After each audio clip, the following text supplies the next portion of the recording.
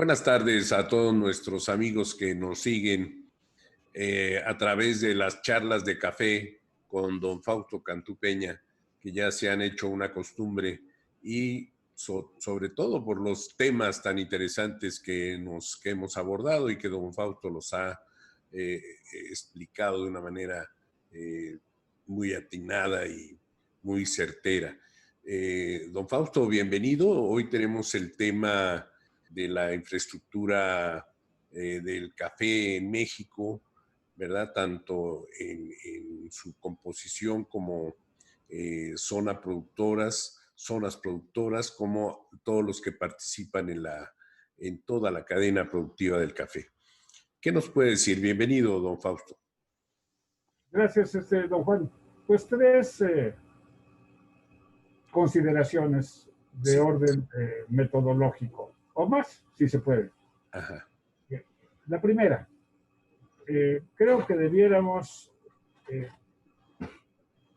presentar un análisis objetivo, por no decir científico, de la cafeticultura en tres niveles. El nivel estructural, de estructura económica y social, de la actividad en estos momentos. El infraestructural, tanto físico como educativo. Y el superestructural, que es la institucionalidad y la rectoría de la actividad por parte del Estado, con la participación de lo que llamaríamos la sociedad cafetalera, las leyes que rigen y las que hacen falta. Entonces, tres, creo que vale la pena darle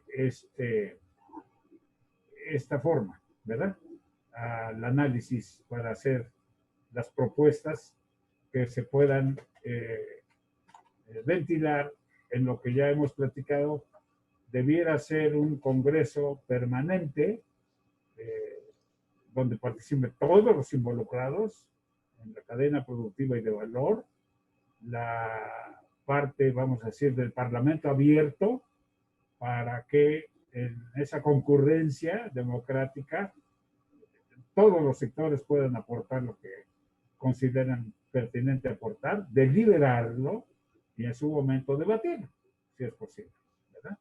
Y lo que usted acaba de mencionar, de qué infraestructura física y educativa partimos, de qué geografía física y educativa partimos para ir cuadrando esas propuestas derivadas de un análisis serio, y no de viejos estereotipos y que tanto se repite que hasta uno cree que son ciertos, ¿verdad? Ahí va el papel en la estructura económica y social actual, el papel de los productores en pequeña escala, el papel de las mujeres, el papel de los niños, el papel de las grandes corporaciones, las transnacionales y las que no son transnacionales, todos los servicios auxiliares que concurren a la cadena productiva.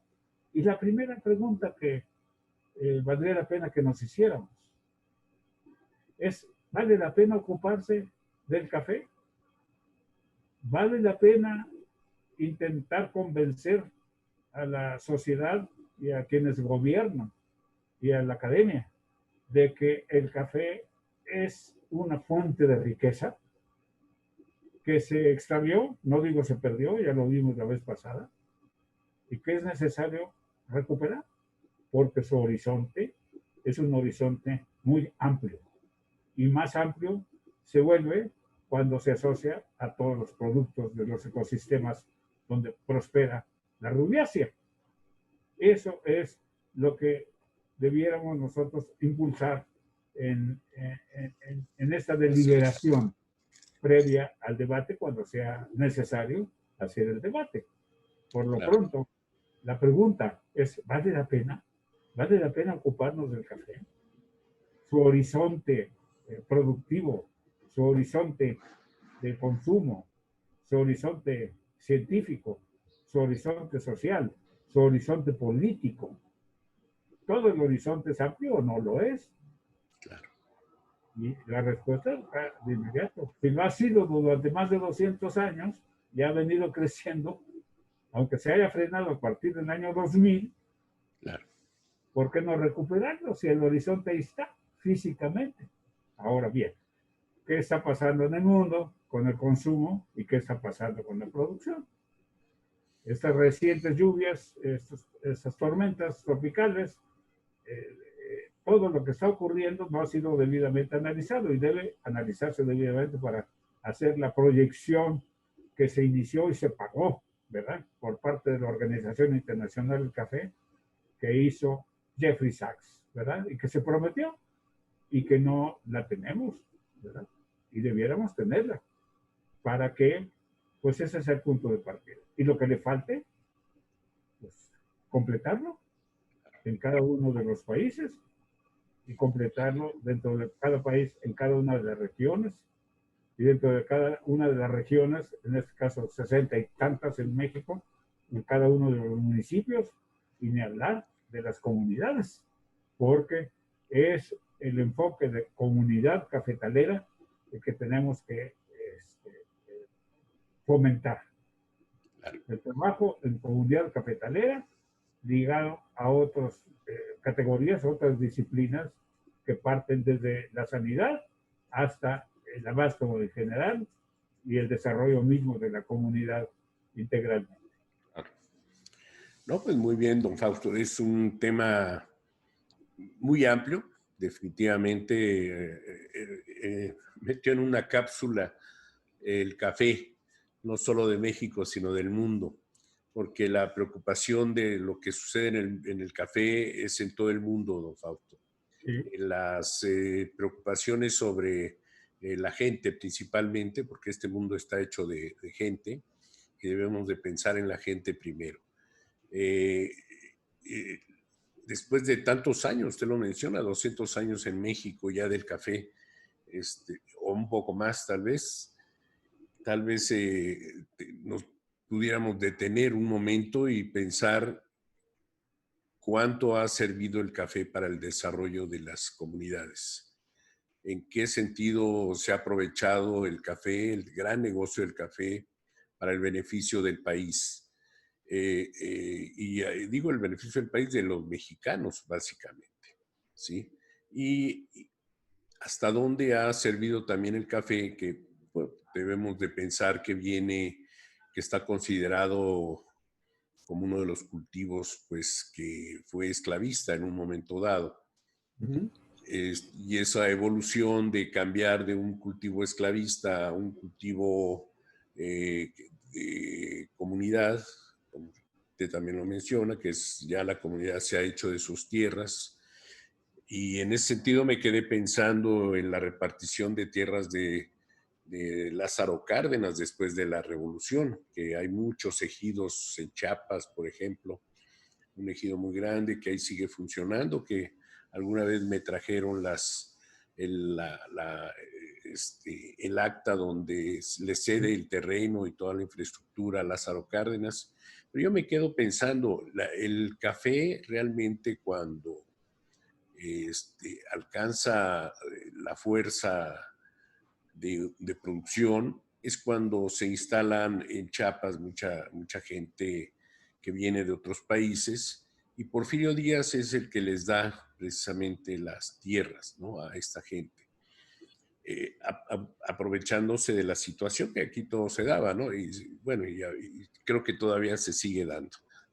Pero de esa parte muy interesante, porque pues México, la verdad, cuando he leído algunos libros al respecto de algunos antropólogos que hablan del estado de Chiapas, por ejemplo, que corre el riesgo también de que se venza ese pacto.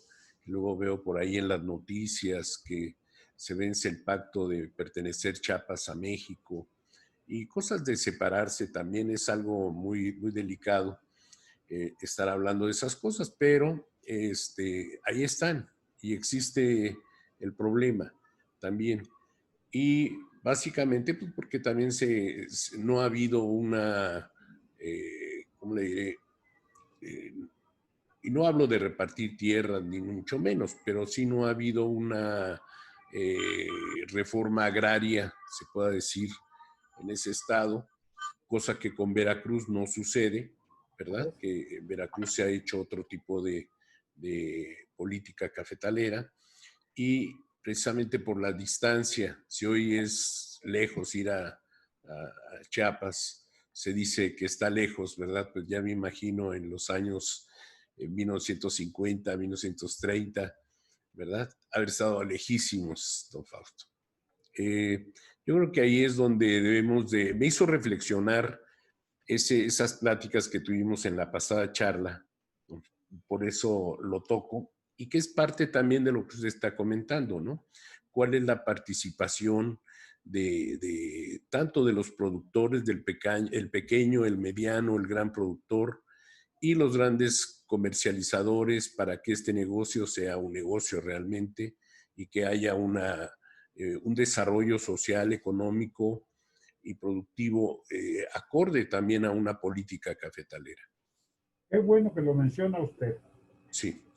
Esas tres categorías, esos tres niveles, estructura económica social, de infraestructura educativa y física y de superestructura institucional y legal, son las grandes divisiones que deben regir el análisis para una propuesta viable.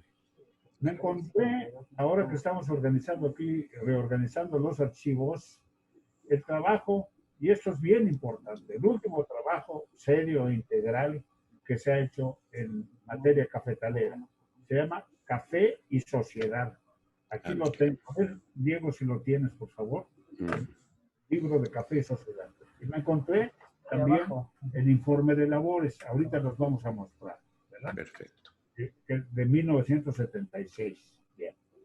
Ese trabajo de Café y Sociedad que lo hizo Margarita Nolasco, antropóloga, ¿Cómo no? ¿verdad? Ese es el último esfuerzo serio integral que se hizo. Lo hizo el Centro de Desarrollo de Iván Restrepo, lo financió, lo coordinó el Instituto Mexicano del Café, ¿verdad? Claro. Ahí lo estamos viendo, don Fausto. Se editó, ¿verdad? Lo estamos viendo aquí. Pocos ejemplares quedan, ese es uno de ellos, y ese es para mí el punto de partida que hay que actualizar. De esa fecha, que fue allá por el 78, ¿verdad? Aunque se publicó posteriormente, ¿verdad? Las cosas han cambiado en México y en el mundo, ¿verdad? En los tres niveles, ¿verdad? En los tres niveles. Así es. Bueno, ese sería un punto de partida para que las universidades, y voy a proponer una idea aquí, cada universidad, en cada estado cafetalero, que se responsabilice de hacer algo al respecto, ¿verdad? Que haga la parte que le corresponde para el estado correspondiente o los grupos de universidades. Por decir, para Chiapas, bueno, pues la Universidad de Chiapas, el Colegio de la Frontera Sur, ¿verdad? Los establecimientos que hay en Chiapas. Claro. Para Veracruz, lo propio, la Universidad Veracruzana, el Tecnológico, el Club de Chapingo, etcétera. Vamos a dividirnos el trabajo de análisis, ¿verdad? En cuanto a lo mexicano. En cuanto a lo internacional, recuperar de Jeffrey Sachs, de la Organización Internacional de Café, lo que se elaboró. Y no darlo como trabajo acabado, sino por acabar, porque el trabajo debe ser permanente. De ahí que nosotros propongamos la conveniencia de un congreso permanente de cafeticultura, ¿verdad? Entonces, siendo el congreso permanente y el parlamento abierto, pues podremos derivar una verdadera aportación a la actualización de la cafeticultura y propuestas que sean funcionales porque provienen de la base. Claro. Porque procesa la ciencia, la academia, ¿verdad? Porque están representados todos los intereses de la gran cadena de valor y productiva. Porque los servicios auxiliares están también conexos, el transporte, por ejemplo, ¿verdad? Claro. Luego, la otra, ¿verdad? Es la parte tan importante en momentos tan difíciles como lo que estamos viviendo, que es la parte financiera, ¿verdad? Yo mencionaba que el café, nosotros lo monetizamos en el Instituto Mexicano de Café cuando nos cortaron los recursos, ¿verdad? El café valía en sus almacenes de depósito, se emitía un certificado, o lo que los productores consideraban un certificado, y con él suplían la falta del dinero que no nos daban en los momentos difíciles de caída de precios, ¿verdad?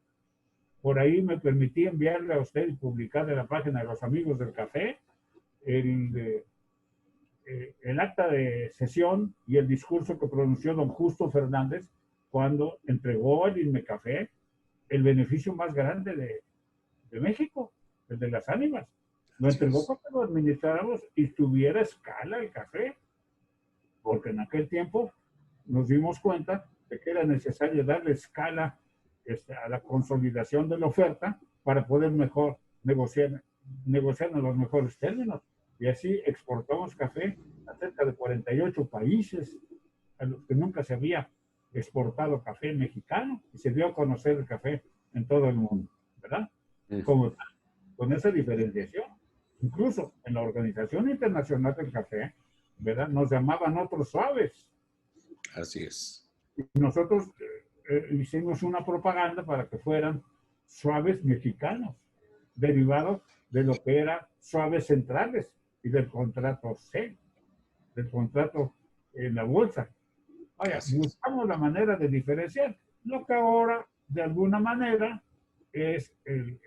son los llamados cafés especiales. Entonces, hay mucha historia a la cual acudir para no andar inventando el café de ollita, ¿verdad? Claro. Claro, don Fausto. Sí. Bueno, es una propuesta que la haremos llegar a la gente. Actualmente se está discutiendo la propuesta que se metió por parte de un senador de Chiapas al Senado y que están analizando, la verdad, precisamente para aceptarla o no. Nos han llegado comentarios de que mucha gente, pues a la hora de la preparación de esa propuesta no participó y que pues, le están dando el espacio también para que haya correcciones y manden sus propuestas también, pues para afinar este documento. Aún así lo vemos muy, pues después de ver todo lo que ha habido, don Fausto, pues, todos los intentos son buenos, pero deben de tener cierto nivel, como usted dice, no se trata de inventar el hilo negro, ¿no? Ni el café de olla, pero sí hay que tener mucho cuidado de no caer en organismos que ya tenemos y que pudieran ser hasta más deficientes que lo que tenemos ahora, ¿no? ¿No cree? Entonces hay que abordar ahí a la gente que está trabajando esta propuesta a ver si se puede enriquecer también. Voy a dar a propósito de eso que usted dice, Sí. una frase que aprendí en Israel, en el Instituto Weizmann, en Tel Aviv, que es uno de los institutos científicos pues, de más reconocimiento en el mundo, en Israel, ¿verdad? Weizmann fue el científico es uno de los cofundadores del Estado de Israel, con Ben Gurion. Estábamos ahí en el instituto en un viaje de Estado que hicimos en 1975 con el presidente Echeverría. Y hay una placa ahí, y me dice el señor presidente Echeverría, ¿qué dice ahí? Traduje, no porque sepa hebreo, sino porque también había una frase que yo más o menos lo sabía, ¿verdad? A la verdad por el error. Esa era la consigna de este científico. Sí, claro. Porque uno se equivoca. Claro, ¿verdad? y corregir es de sabios, dicen, ¿verdad? También. Y dijo el presidente, sí, a la verdad por el error corregido, ¿verdad? Bueno, en el diálogo ahí, yo me atreví a decirlo, echar mi cuarto espadas, ¿verdad? Decir, y el acierto repetido, ¿verdad? También, claro, Esa es la dialéctica de la existencia y la dialéctica científica. claro, Al empezar por el error corregido y el acierto repetido, ¿verdad?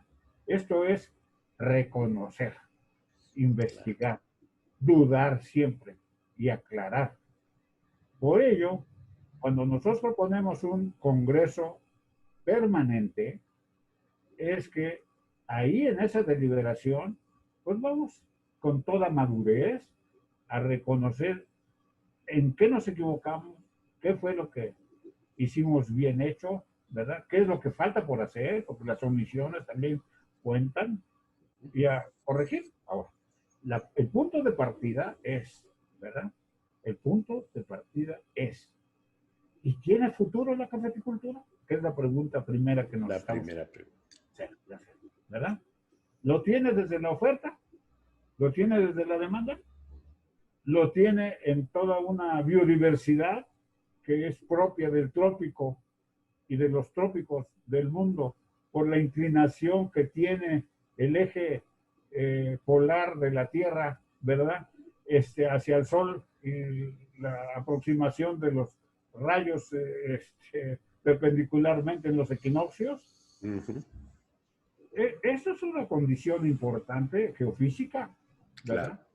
Entonces sí, hay, somos tropicales, la mitad, casi el 40 y tantos por ciento del territorio nacional, del paralelo 23 y este, grados y otros tantos centímetros, ¿verdad? mm, mm, Entonces, sí tiene futuro. México es tropical, la mitad de así su es, territorio casi es tropical. claro, Entonces, ahí pueden prosperar el café y otros productos tropicales, ¿verdad?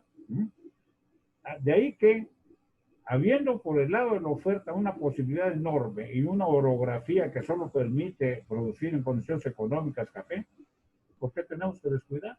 Ahora bien, hay que combinarlo con otros productos de su propio ecosistema, ¿verdad? claro, Como pudiera ser el bambú, como pueden ser las frutas tropicales, como puede ser en ciertos niveles desde el cocotero hasta el cacao, ¿verdad? Entonces, así es, y hacerlo por comunidad, habiendo tantos miles de comunidades, ¿verdad? Incomunicadas y con los medios modernos de apropiación de tecnología y sobre todo con los medios financieros. Para que no claro, pongan el contexto de que no hay dinero. Dinero sí hay.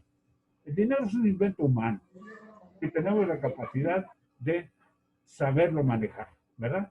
Tenemos tantos bienes ociosos, tantas tierras en manos muertas, que si lo dinamizamos, su correspondiente área en la demanda, en el consumo, ahí está, así es, sí, sigue creciendo a nivel mundial y a nivel nacional. ¿Qué tenemos que hacer? Reglamentarlo, regularlo. No para frenarlo, no, para fomentarlo, ¿verdad? ujú, Una cosa es el fomento y otra es la regulación de las imperfecciones de los mercados. Los mercados son imperfectos, ¿verdad? Hay, y para eso entra la ley, ¿verdad? Una ley ujú, que se, una ley justa, una ley eficaz. De otra manera, si la ley la inventa un genio por ahí, ¿verdad? Que está desligado totalmente de las bases productivas y las bases productivas no participan auténticamente y convencidas, una ley no opera, claro, entonces se viola. Y claro, lo que nosotros estamos planteando en el Congreso Permanente y en el Parlamento Abierto es precisamente esta deliberación, ¿verdad? Con ajá, base científica, ¿verdad? Todos los intereses tienen el verdadero derecho a manifestarse y la obligación de hacerlo. claro, Solo bien, que las decisiones tienen que tener base científica. Esa es nuestra propuesta. claro. No, pues excelente, don Fausto, muy bien. La cosa es que lo tomen a uno en cuenta también, ¿verdad? Luego hay muchos egoísmos, quieren ser dueños de la verdad también. Y no participa nadie más que la gente que elijan y todo esto. Sí hemos visto algunas críticas al respecto de esta propuesta hecha ahora en el Senado, en la que, bueno, pues, mucha parte de la academia, investigadores, pero también nos comentan que pues al productor no lo invitaron, ¿no? O no participa en su mayoría, pues, para conocer su problemática y darle solución también a la problemática de los productores. Se han enfocado más a la cuestión de eh, científica, aportación de capacitación del productor, aportación de nuevas variedades, algo sobre comercialización, pero también deberían de tocar el punto del precio, ¿no? El precio a los productores, porque dentro de todo lo que usted dice de que en el mundo sucede, pues el café sí tiene un futuro. El café es un negocio en todo el mundo. El consumo del café es un consumo que genera un mercado y una comercialización de las más fuertes que hay de materia prima en el mundo por su consumo. Sí tiene un futuro, definitivamente, pero ese futuro no ha tomado en cuenta a la base, que es el productor. O sea, los precios han sido castigados y por supuesto que entre más grande sea el negocio, más utilidades hay. El café deja. Por eso la gente sigue, ¿no? Desgraciadamente, en las zonas productoras son economías cafeteras totalmente. Y si el café está arriba, pues se genera una economía local muy importante también, donde gana el comerciante, gana el de la tienda, todo mundo gana en la zona productora. El café está abajo, se caen los mercados, cierra negocios, se tiene uno que dedicar a otras cosas, se tiene que ir de aceros a Estados Unidos, etcétera, etcétera, ¿verdad? Entonces el café, si se ve desde ese punto de vista, porque además deja una gran riqueza, pero no llega a las manos de los productores, y es dicho en todo el mundo, en todos los foros, pero poco se hace en ese sentido. Yo creo que debemos de atender a las necesidades de los productores también y tomarlas en cuenta en este proyecto que se está analizando. A propósito de eso, don Juan, Sí. le voy a enviar, aquí me está escuchando Diego, le voy a enviar la carta que le pusimos al canciller Marcelo Ebrard. Ah, ok. Para proponerle que nos aboquemos a realizar la idea de una bolsa centroamericana, mesoamericana y del Caribe de café. Para precisamente normar en equidad, ¿verdad? De mercado dinámicamente esos precios que lo acaba de señalar. No hay mejor fertilizante, no hay mejor incentivo, no hay mejor forma de aplicar las nuevas tecnologías, de favorecer la investigación y la llamada sustentabilidad, ¿verdad? Así es. Social, de los buenos precios, los precios equitativos. Entonces, y eso lo ha demostrado, se ha demostrado desde hace más de 100 años, ¿verdad? Cuando se creó la bolsa del café, azúcar y cacao de Nueva York, ¿verdad? Tiene más de 100 años. Desde luego, una bolsa bien vigilada para que no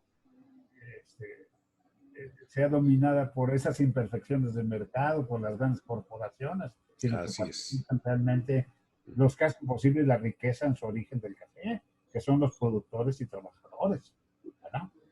Entonces, seamos sinceros, seamos honestos, seamos prácticos, ¿verdad? Seamos prácticos. ¿Cómo se puede sustentar económicamente el mundo? Sí. Y eso beneficia a todos. Los trabajadores no reciben la remuneración que deben recibir. Ahí hay una estrechez de demanda y consecuentemente una crisis, ¿verdad? De sobreproducción en un momento dado. Sobreproducción entre comillas, ¿verdad? Claro. Entonces, lo que necesitamos es fortalecer el poder de compra de la gente. Y para fortalecer el poder de compra de la gente, hay que remunerar su trabajo adecuadamente. Claro. Y eso está en manos de los grandes estadistas, ¿verdad? Claro. Eso fue lo que le mandamos decir. Adelante, don Fausto. Sí, no, pues adelante, la esperamos con mucho gusto para publicarla también, don Fausto. Y le decía que pues a todos beneficia una bolsa, por ejemplo, bien establecida, pues beneficia a los grandes, a los medianos y a los pequeños, a todo el mundo beneficia eso, precisamente, porque van a poder comercializar mejor su café. Y además es un ente financiero. Y financiero, exactamente. Provee bien organizada, provee de recursos para financiar la producción, ¿verdad? Exacto. Y también la productividad. Así es. Porque no nos van con el pretexto de que no hay lana. Claro, la lana se inventa, el dinero se es inventa. Un humano. Sí, como decíamos y decía usted en la plática anterior, sí, puede ser como el dólar café, ¿verdad? O por decirlo de alguna manera, o el peso café, ¿verdad? También. En fin, es un tema muy interesante, don Fausto, y pues hay que seguir tocando, poniendo el dedo en la llaga para que no sea un comentario que se pierda a través del tiempo, sino que estarlo recordando día a día, porque precisamente mucha gente dice, bueno, en una semana con esta dinámica de información, la gente se olvida y estamos ya en otro asunto y todo, ¿no? Yo creo que lo que no se olvida son las carencias que pasamos o que pasan los productores más bien, esas carencias que son de todos los días. Y en base a que pues, no se arregla o no se ha querido o no se ha podido arreglar también los asuntos sobre todo del apoyo al precio del café. ¿Verdad? Pues, don Fausto, ¿quiere ampliar en este tema o cómo ve usted? Pues sí, puedo ampliar. La verdad es que lo que necesitamos, don Juan, sí, desde su revista, ¿verdad? Que es la crónica de la historia cafetalera reciente. Sí. La deliberación y el debate, ¿verdad? Claro. Primero, deliberación. Ok, perfecto. Mire, la semana que entra, si me permite, podemos invitar a José Julio. Usted lo conoce de Veracruz, que es líder de la Confederación Nacional Campesina, el área de productores de café. Sí, lo conozco bien. Si lo conoce, ¿le parecería si lo invitamos? ¿Le parece para la próxima semana sobre ese punto? Porque creo que nos puede informar bastante, don Fausto. Claro que sí. Perfecto. Claro, yo estoy dispuesto a contestar lo que sé y lo que no sé, pues investigar, ¿verdad? Perfecto, don Fausto.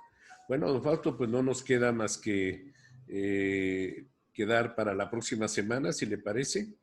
Sí, señor. Como siempre, le agradezco sus atenciones, como siempre, y a todos nuestros amigos que nos siguen, pues darles las gracias por su preferencia y nos vemos la próxima semana, don Fausto. Muchas gracias, don Juan. Que tenga buen día. Gracias a usted. Un abrazo.